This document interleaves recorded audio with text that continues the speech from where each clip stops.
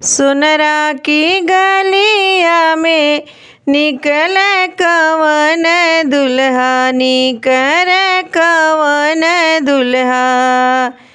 करल सिकड़िया के मोल ए हरि वाले बन्ने, करल सिकड़िया के मोल ए हरि वाले बन्ने।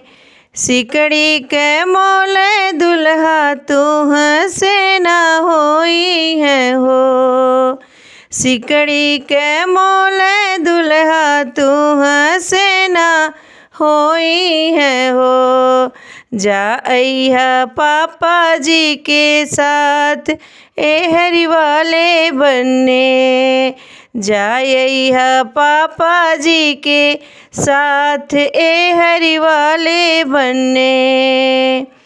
मलिया के गलिया से निकरेल कवन दुल्हा, मलिया के गलिया से निकरेल कवन दुल्हा, निकरेल कवन दुल्हा। कर लगल सेहरा के मोल ए हरि वाले बन्ने, कर लगल सेहरा के मोल ए हरि वाले बन्ने। सेहरा के मोलवा दुल्हा तुहसे ना होई है हो, सेहरा के मोलवा दुल्हा तुहसे ना होई है हो।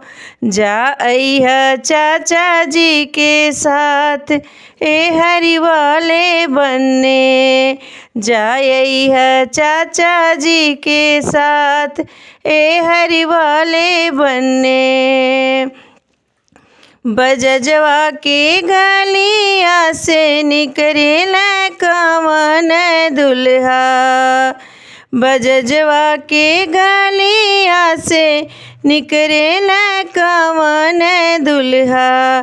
कर लगल सूटवा के मोल ए हरि वाले बन्ने, कर लगल सूटवा के मोल ए हरि वाले बन्ने। सूटवा के मोल दुल्हा तुहसे ना होई है हो, तुहसे ना होई है हो।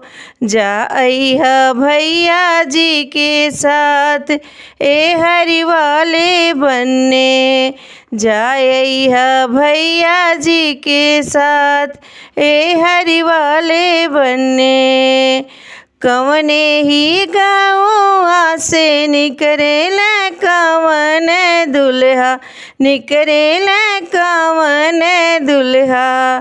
कर लगल दुल्हनिया के मोल ए हरि वाले बन्ने, करल दुल्हनिया के मोल ए हरि वाले बन्ने।